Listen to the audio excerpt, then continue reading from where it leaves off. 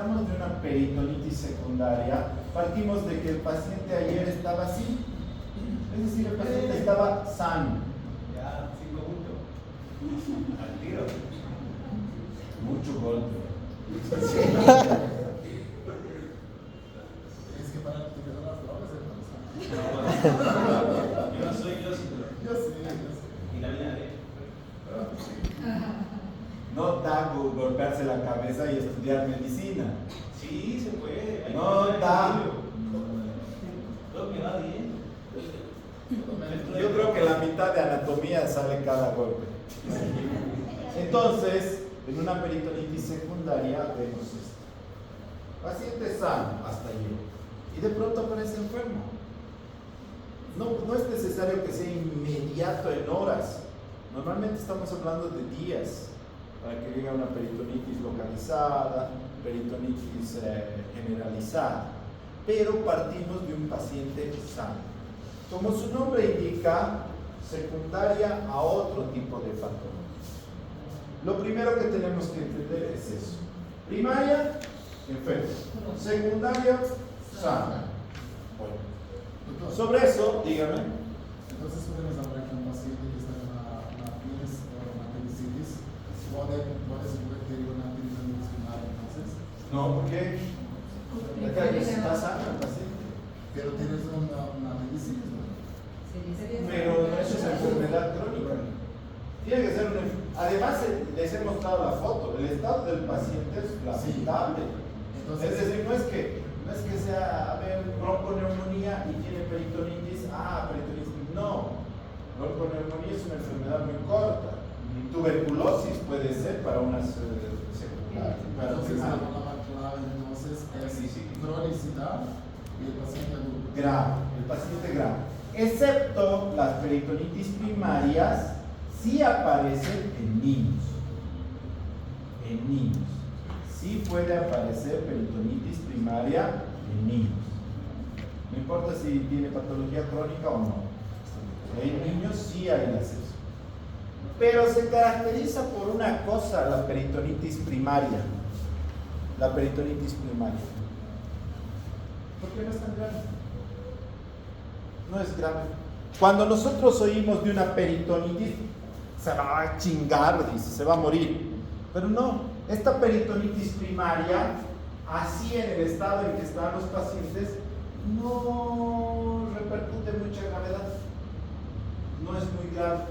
Bueno, tal vez se muera por su patología y por la peritonitis. Pero tienen una fiebre, náuseas, vómitos, anorexia, estreñimiento, hilo paralítico. Pero no son tan severos. Vos le ves el abdomen y tiene signos de irritación peritoneal, tiene fiebre, tiene leucocitosis, pero no es al extremo de cuando hablamos una peritonitis, qué grave, se va a morir. No, la peritonitis primaria se caracteriza por eso. E inclusive, su tratamiento de la peritonitis primaria es solamente antibióticos vía oral. Entonces le damos antibióticos vía oral. Podemos controlar los procesos infecciosos.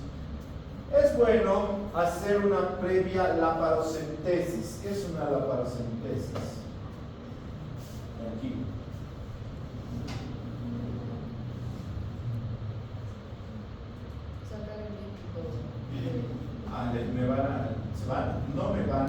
Se van a hacer un favor bien importante. El libro de clínica quirúrgica que tiene, yo lo tengo. Si quieren producir, que tiene, aprendan, léanlo de nuevo. Ustedes saben que este libro es como pato ruso. Tiene imágenes grandes, letras grandes y tranquilamente en una semana pueden leer. Pero todas las bases de lo que hablamos en cirugía 3, ahí dice. Obviamente, cuando yo digo laparocentesis, inmediatamente viene a su cabeza el origen etimológico de la palabra, ¿no ve? Laparocentesis. ¿Qué quiere decir? Punción a la cavidad abdominal.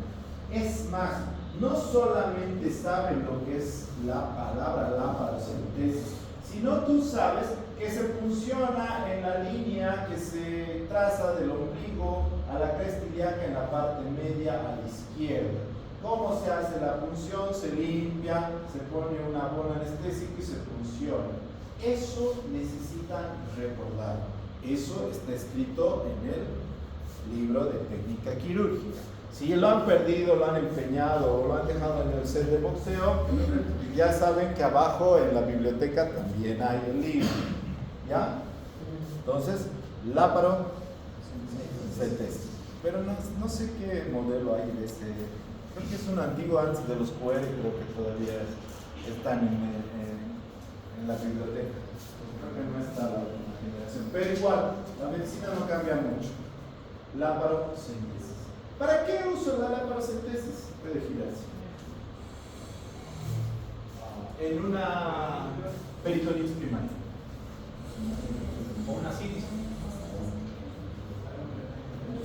No es mi interés vaciarle la citis.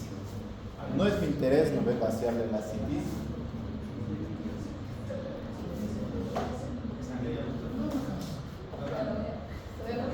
No, ya no es niña. Tiene bigotes. Sí. Les he dicho, en cirugía 3 ya van a tener bigotes, barba. Cirugía 3. ¿No ve? Les he dicho. Están más no se sienten más maduros ahora en cirugía 3. Sí, les he dicho. En técnica quirúrgica eran unos niños. Chupaban sus dedos todavía. Ahora le echan chelas. Él seguía. ¿Para qué queremos hacer la laparocentesis? Bueno, primeramente porque el líquido cítrico está dentro y por lo tanto un poquito de presión y la poner tal vez. Pero siempre está con su líquido. Y además ¿sabes qué les cuento en los pacientes cirróticos? No les hace ningún bien sacarles el líquido, más bien se ponen peor. Porque pierden proteínas, aminoácidos, y además se llenan de nuevo. Porque no es un problema de líquido, es un problema fisiológico. Pero esta laparocentesis, yo les digo, no sacamos mucho. Sacamos unas 2 ampollas. ¿Cultivos? ¿Cultivos, doctor? Entonces hacemos cultivo antibiograma. Tienen que poner favor realizar cultivo antibiograma. Muestra líquido peritoneal. Impresión diagnóstica peritonitis primaria. Punto. No solamente cultivo. Eso ya no vale en este nivel ya. Cultivo antibiograma. ¿Qué resultados me va a dar ese cultivo antibiograma? A ver, dime. ¿Qué voy a recibir? Flores, chocolates, ¿qué voy a recibir? No necesitas las bacterias. ¿Qué voy a recibir? ¿Qué me va a informar el cultivo antibiograma? El leucocitosis, ¿no? Primero me va a identificar cuál es la bacteria. Sí, y fue las medidas. Primero, cuál es la bacteria. Y después las medidas. Y segundo, me va a identificar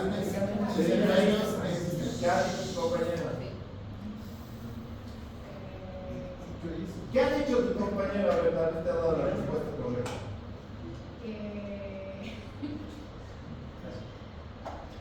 No necesitan ayuda ninguno de ustedes.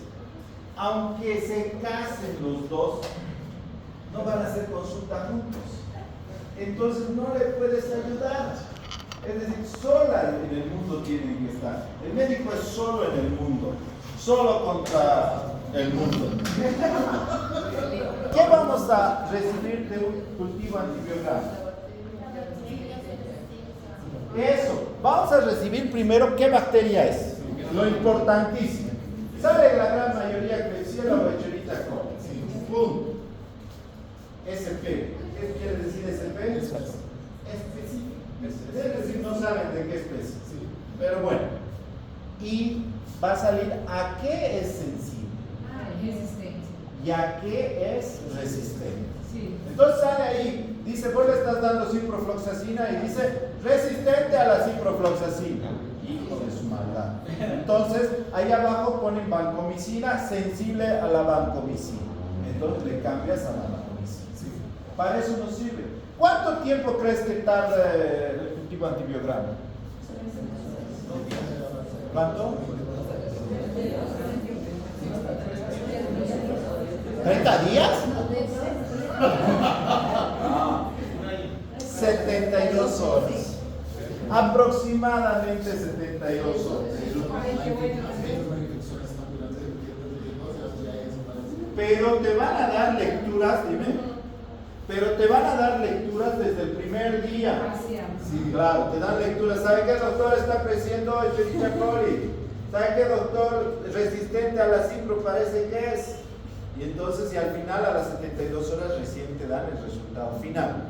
Y ahí modificas. Pero puedes ir modificando de acuerdo al informe, de acuerdo al estado del paciente. A veces ni siquiera necesitas esperar el resultado del cultivo antibiograma. Le das el medicamento y lo miras. Y al día siguiente, el doctor está bien, dice, como él.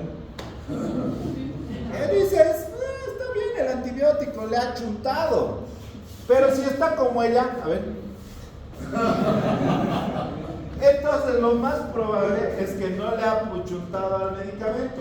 Le cambio a medicamentos de amplio espectro, de inserio potencia. Puedo usar vancomicina, imipenem, rabapenem, porque ya le he dado chance a mi paciente, le he dado ciprofloxacina, ceftriaxona, cefotaxima y está peor.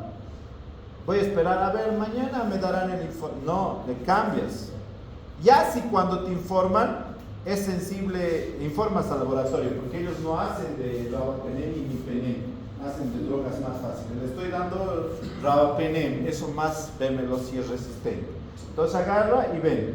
Ya no vale la pena, dice sensible a ciprofloxacina, ya no vale la pena cambiarle de rabapenem a ciprofloxacina. Déjale demasiado con el rabapenem. Sí cuesta caro, unos 500 bolivianos, 4 dosis, 2.000 bolivianos día, por 10 días, 20.000 bolivianos. ¿Eso lo pagas tú? Pues sí, yo.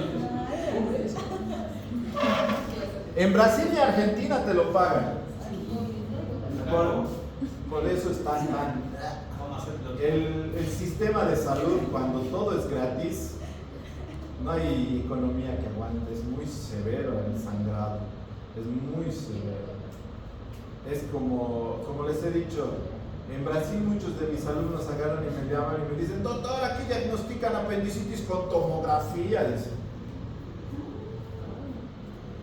Está perfecto, pues la tomografía te va a decir si sí o si no, pero es que es gratis, dicen. No es gratis. Alguien paga. Eso es el gobierno. Al gobierno le cuesta ese dinero. Entonces no es gratis. Entonces, dime. Es 15% del salario de todos los brasileños que es la INSS. Por eso, no hay nada gratis, es como las vacunas del COVID, es gratis, nada es gratis, vamos a estar 25 años pagando las vacunas del COVID en todos los países. Hay muchos millonarios gracias a las vacunas. Entonces, podemos empezar antibiótico y laparocentesis antes de dar los medicamentos. Si yo le doy el medicamento y hago la paracentesis, puede salirme negativo el cultivo antibiograma. Inclusive si el paciente se toma medicamentos, puede salir negativo el cultivo antibiograma. ¿Listo? Cuando hablamos de peritonitis secundaria, tenemos que ver que el paciente normalmente está sano. Y de ese estado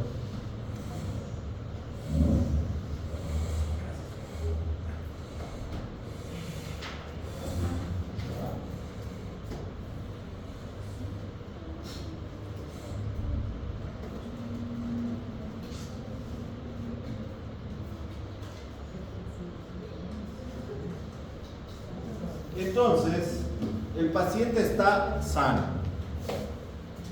Y la peritonitis secundaria sí es muy aparatosa.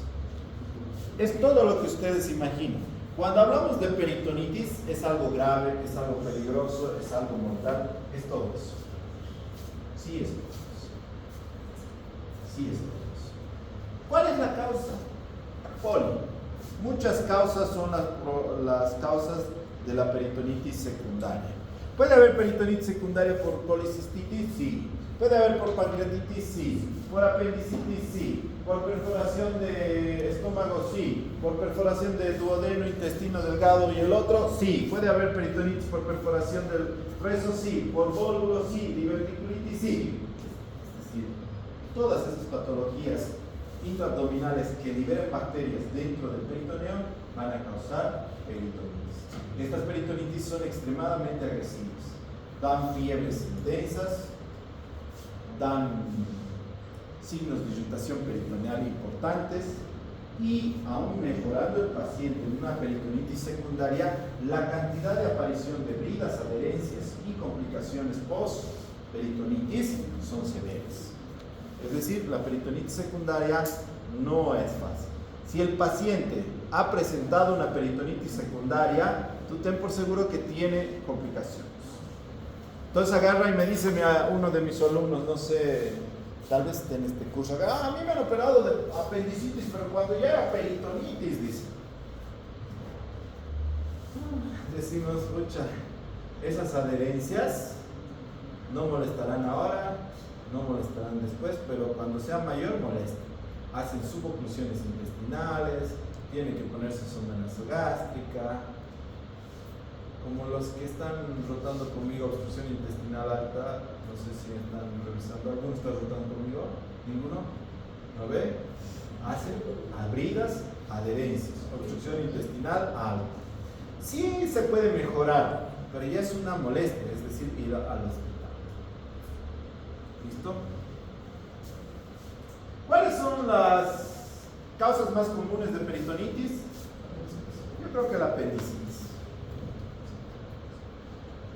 ¿Cómo vemos una peritonitis clínicamente? Dolor severo. Es intenso el dolor, es muy intenso.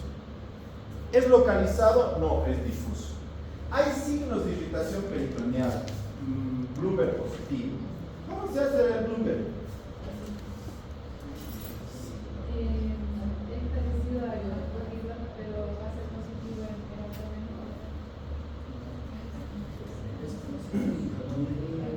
El que dice no soy yo. Ayúdale, señorita. Más precisión. No es la respuesta. Tranquilo.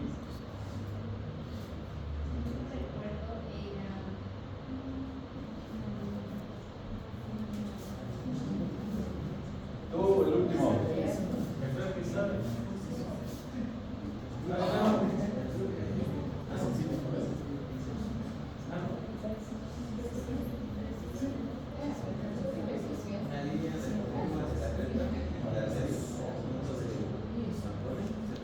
No es Van Cohen. Bloomberg.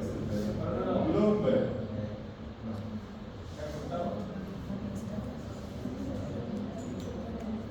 Entonces, de nuevo, les recomiendo, y está grabado por sus compañeros, Es en la fosa ilíaca. libro de técnica quirúrgica, revisen. Si no, en el examen, pero esto, doctor, no hemos avanzado. No, en cirugía ya se supone que tenías que saber. A ver, dime, Bloomberg. Estoy seguro, pero la cosa ilíaca a la izquierda y ejerce presión y al liberar la presión duele. Lo pegas después. A la derecha. Pero no está mal, pero no es la localización. Es decir, en la peritonitis es en todo el abdomen. Eso quise decir. Entonces, en todo el abdomen, en cualquier posición, vas aumentando la presión y bruscamente sueltas y le causa dolor al paciente. Pero ¿qué les he dicho en técnica quirúrgica? Es cruel por parte del médico, si sabe que tienes irritación peritoneal, hacer Bloomberg. Si haces Bloomberg, es cruel. No necesitas lastimarlo al paciente, ya sabes que tiene.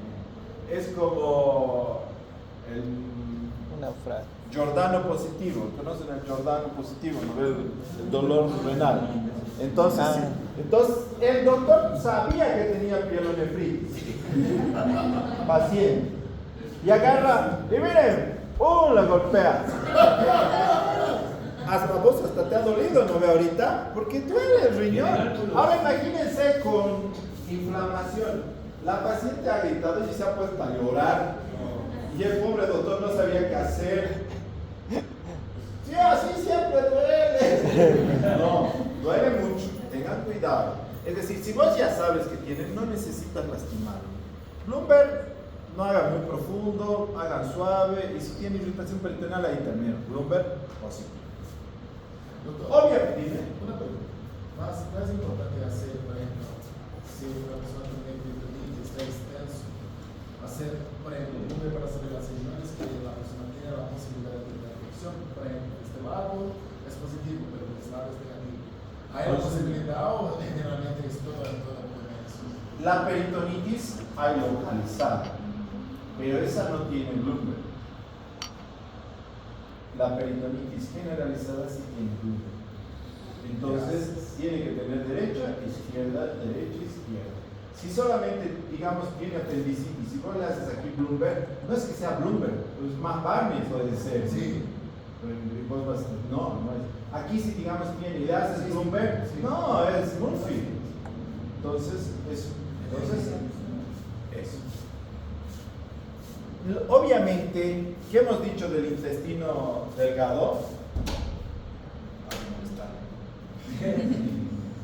¿Qué hemos dicho del intestino delgado cuando hay cualquier infección? Es como los estudiantes. Hay amenaza de paro. Doctor, que no haya clases. Falta agua. Doctor, está lloviendo mucho, inundado mi calle, que no haya clases. El intestino delgado es exactamente lo mismo. Hay apendicitis, para. Hay colecistitis, para. Hay pancreatitis, para. Le sacan la lengua, para. San Simón ya para. Yes. Para San Simón. Oye, no digas, yo voy con clase. Bueno, pero les diré que hasta el Día de la Mujer nos dan permiso. Sí. ¡Vive el Día de la Mujer! Sí, me identifico como mujer. Por un día, no dice tiempo, ¿no ve? Entonces, hoy en día, una hora te identificas, no sé si. Entonces, el intestino delgado, si hay una peritonitis, está totalmente abolido. ¿Qué causa el que se pare el intestino delgado? La motilidad. Translocación bacteriana. ¿Qué quiere decir eso? Pasan las bacterias saprófitas del intestino a la circulación, aparte de toda la peritonitis. Segundo, el intestino delgado se hincha porque se llena de agua. ¿De dónde sale esa agua? De toda la circulación. Aparte está saliendo en el peritoneo más agua. El pobre paciente parece que no habrá tomado agua un mes por deshidratación. Entra en shock hipovolémico. Entonces, todo eso causa distensión abdominal. Entonces, no es grande, es un poquito hinchado, se nota, duro. Normalmente las paredes abdominales son blandas. Muy pocos tienen cuadritos, así como cuando yo tenía cuando era joven. Ahora ya médico, ¿qué vas a hacer? Entonces, otra cosa que aparece en la peritonitis es un compromiso secundario. La peritonitis secundaria es un compromiso severo del sistema cardiovascular. Pucha que se mete con la peritonitis, así como hermanitos andan. Le está sacando la peritonitis y su corazón está colgando los cachos. Está con hipovolemia, con taquicardia, bradicardia, falla cardíaca, edema agudo del pulmón, etc.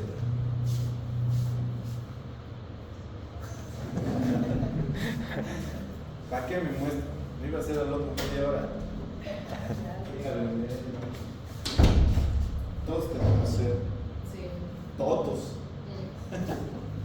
Entonces, el sistema cardiovascular hay que controlarlo muy cercano. Es decir, la hidratación, los líquidos ingeridos y eliminados hay que controlarlos en las peritonitis. Salud. Diagnóstico. Es un poquito difícil hablarles de un diagnóstico porque depende de la patología base. Por ejemplo, para hacer diagnóstico de una pancreatitis, ¿con qué hago? Con amilasa. Bueno, la lipasa. ¿Qué más? Ecografía, tomografía. La tomografía a los 6 días. Para hacer un diagnóstico de apendicitis, ¿cómo hago? Clínica y un montón de laboratorios. Y se está recordando la escala de Alvarado. A ver, dime la escala de Alvarado. No sé, en serio. Traguen el libro y les va a ir muy bien. Devoren el técnica quirúrgica. Si no, así van a entrar a salir del examen. ¿Qué de su madre van a decir? Entonces, mucho cuidado. Base es técnica quirúrgica. Base. Todo lo que necesitamos saber está ahí. ¿Qué más? La úlcera péptica perforada, ¿cómo diagnosticamos? Endoscopía. Y bien fácil con una radiografía de abdomen que incluya cúpulas diafragmáticas. ¿Para qué signo? De gas. ¿De Gas, pero ¿qué se llama ese signo? a los de Gaviota? ¿Qué? Bueno, puede ser, pero se llama de... Perico, vos estás queriendo. Lo que aparece son aires subdiafragmáticos. ¿Por qué? Porque se ha liberado. Normalmente el peritoneo no tiene aire. Lo que nos habla eso no es que sea una perforación gástrica. Nos habla que de algún lado ha salido aire. ¿Entendido? Entonces, hasta una simple radiografía bien pedida nos puede ayudar al diagnóstico. No, es aire subdiafragmático, está libre del intestino, estás en el peritoneo y en el peritoneo no puede haber aire. No puede haber aire. Se ve como el signo de clima de monedas, pero más arriba. Eso es obstrucción.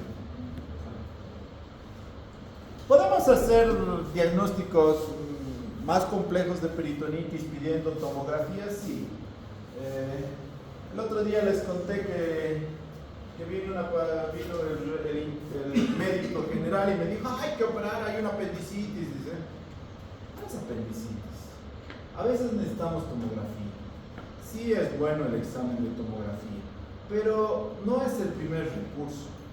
Es feo decir, ¿sabes qué? Tienes un gas retenido y no es apendicitis. Y le he diagnosticado gracias a la tomografía. Gracias. Con la tomografía has diagnosticado que era gas retenido. No está bien. No está bien. Es decir, sí es un buen recurso, pero no es el primero. Usen de último. Yo tantos años habré pedido tomografía porque normalmente no necesito. Vuelvo. ¿Ya? ¿Cuál es el tratamiento de la peritonitis secundaria? Sí o sí, cirugía. Hay que escoger cirugía abierta, cirugía cerrada, pero es sí o sí cirugía. Antes era un verdadero problema la cirugía, ¿no? Hasta 1980-85, donde no había parámetros de anestesia adecuados, no había táctica quirúrgica adecuada, ni cuidados pre, trans y postoperatorios, y entonces el paciente se moría. En esas épocas había casos, por ejemplo, que había peritonitis por apendicitis y se curaban, pero se curaban con fístulas. Tenían un agujero acá, por donde salía opus o salía heces a veces. Entonces en la antigüedad había muchos de estos pacientes fistulizados. Había fístulas de estómago a la piel, fístulas de intestino grueso a la piel, de apéndice a la piel, de divertículos a la piel. Sí había muchos. Es compatible con la vida. Si lo fistulizamos hacia afuera, es compatible con la vida. Pero cuando hacemos infección igual. En esa época no había cirugía, así que vivían los pacientes o se morían con peritonitis. Pero actualmente, obviamente, no esperamos eso. Actualmente lo que hacemos es cirugía. No estoy muy de acuerdo en hacer en una peritonitis una cirugía laparoscópica. porque el campo que te permite de ver la laparoscopía es muy pequeño. Y además el lavado que yo puedo hacer es muy pobre. Cuando yo entro a cavidad, pucha, como si fuera ropa, tus medias, como si fuera tus calzoncillos, lavas pues, las tripas. Y entonces, eso recibe función. De acuerdo al estado del paciente, cuando operamos a tiempo y tiene todavía reserva fisiológica el paciente, es como sacarlo de la muerte con la mano. Sale y no tiene fiebre, no tiene taquicardia. Pero si su reserva fisiológica está por debajo, entra directamente a terapia intensiva y de ahí solo el plato de arriba sabe si sale o no sale. Entonces mucho depende de la reserva fisiológica. Peritonitis terciaria.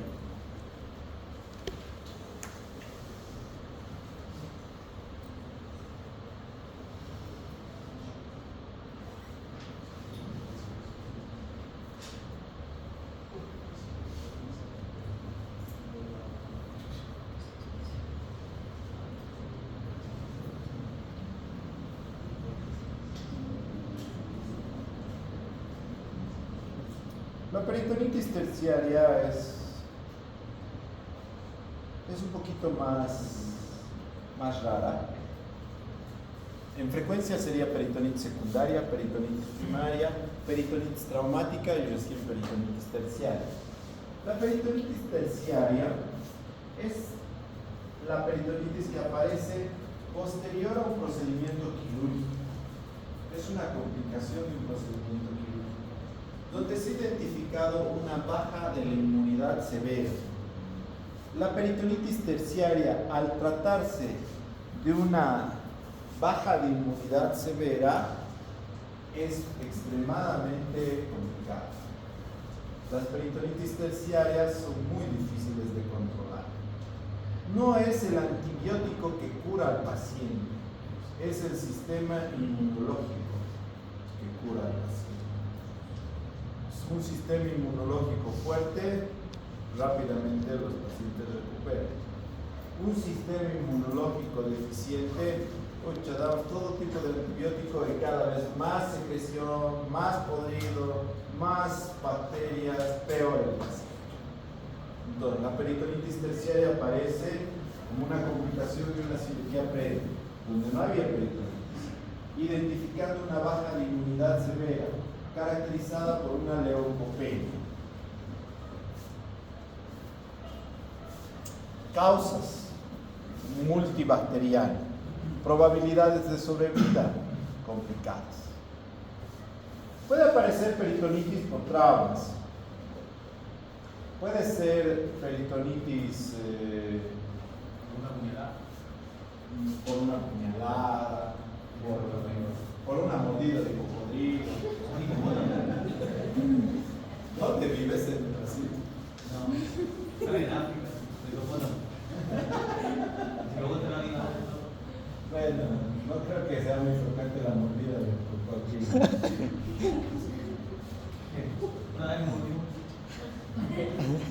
O vos le mordiste, ¿no? Una vez comí cola de lagarto. Es como pollo, qué rico. Creo que no lo sirvieron muy bien. Faltó el sazón. Échale un poquito de sal. No creo. Además que no me parece muy bien el lagarto. ¿Por qué no lo tiñador? Un peje lagarto. Hay una peritonitis aséptica. Es decir, no hay bacterias y hace una respuesta inflamatoria severa. Este paciente se le operó creo que de apéndice. No. Y ha hecho una reacción inflamatoria severísima a la cirugía. Si ustedes ven, es un abdomen congelado, todo el abdomen está así y no se mueve. Es Es decir, todo se ha hecho adherencias y bridas. Hemos operado y hemos intentado separar las fascias de intestino delgado, no se podía. Cortábamos para intestino, cortábamos para... Y no era fácil separar. No sabemos por qué hay una reacción inflamatoria tan severa a la cirugía.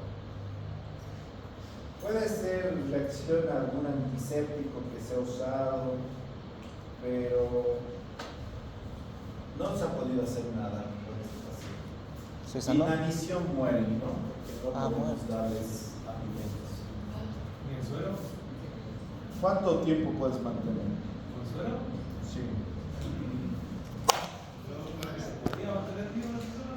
¿Era la que determinaba que- No de forma indefinida. Ah, bueno, no. Se complican edemas, infecciones, fiebre. Solo el dar nutrición enteral y la fiebre de por sí. Hay unas causas que hemos identificado como presencia de peritonitis aséptica. Puede ser el talco, hilo de sutura. En algunas personas reaccionan a los hilos que son alérgicos o no toleran ese hilo, al almidón de maíz o al aceite. Una de esas causas es el peritonitis aséptica. Por eso que actualmente, antes cuando tenían peritonitis, agarraban yodopovidona, DG6 y con eso lavaban intestinos. Ahora ya no. Ahora solo se lava con agua, solución fisiológica. No podemos arriesgarnos a meter antisépticos porque nos pueden hacer una peritonitis aséptica. Rara vez presentan, pero presentan peritonitis por tuberculosis. Muy rara vez. No vale la pena. ¿Trata cualquier agente biológico puede causar peritonitis? Cualquier Bueno, paciente.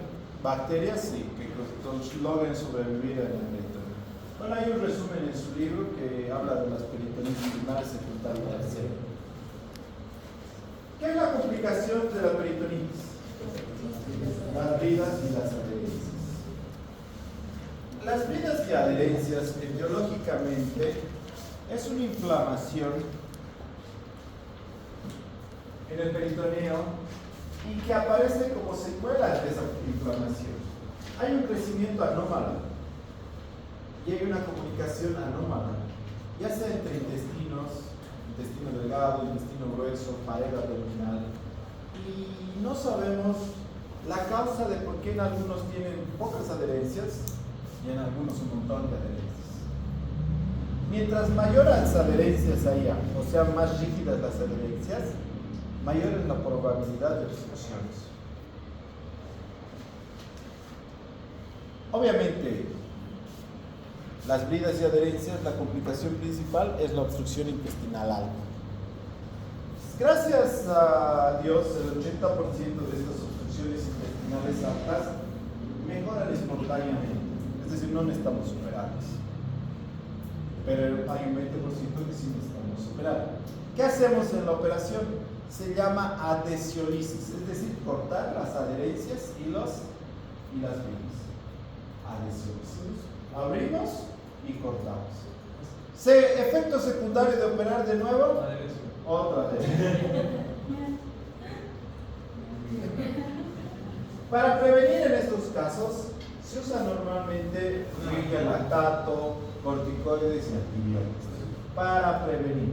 Pero no se ha demostrado que sean eficientes. Es por eso que no alegremente entramos a operar. Tiene bridas y adherencias, operaré. No, efecto secundario, más bridas y adherencias. Puede ser que mejore de las bridas y adherencias y nunca más le moleste y que con tu cirugía hasta llegue a morirse el paciente. Entonces, tranquilo nomás. El peritoneo también puede aparecer otras patologías como el hemoperitoneo. Si vemos el origen etimológico de la palabra, quiere decir sangre dentro del peritoneo. ¿Por qué puede aparecer dentro del peritoneo? Arma blanca, displasia, ruptura, torsión, hemorragia, quiste de Barrett, pancreatitis. Todas esas causan sangrado. Diagnóstico, exactamente lo mismo. Clínico, ecográfico, radiográfico, tomográfico y la paracentesis. ¿Qué se llama este signo? A ver. En la cúpula. Llover.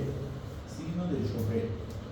Eso es aire subdiafragmado. Eso es perforación de víscera. Ahí está perforado el estómago o el intestino. Entonces, Signo de ¿cuánto era? también se asientan en el peritoneo tumores. Puede ser tumores secundarios metastásicos, los de ovario especialmente, o tumores como primarios como el mesotelioma. También pueden aparecer quistes benignos en muchas parasitosis que no causan ningún tipo de problema Aquí se rompe. hasta que alguien te rompe de una patada. O pueden aparecer infartos. Los vasos, si ustedes han visto del epiplón, del peritoneo, son bien delgaditos. Y en los ancianos hay mucha arritmia cardíaca que causa émbolos. Y entonces muchas veces provocan infartos mesentéricos. Nosotros les decimos infarto cementério. Es muy poco de los pacientes que pueden salir de un infarto mesentérico. El retroperitoneo, normalmente no nos metemos con el retroperitoneo en la parte del abdomen por la cantidad de estructuras nobles que hay ahí. Uréter, vena cava, aorta, venas renales, arterias renales, un montón de cosas. Si sangra ahí, hay que ponerle trapito nomás y hay que esperar. Deja de sangrar. Deja de sangrar. Mejor que meterte ahí. Pero hay patologías en peritoneo que nos dan fibrosis retroperitoneo. Estas fibrosis del retroperitoneo se puede intentar sacar conjuntamente con las infecciones del retroperitoneo. Pero hay muchos órganos nobles. Normalmente no entramos. ¿Dudas? ¿Preguntas?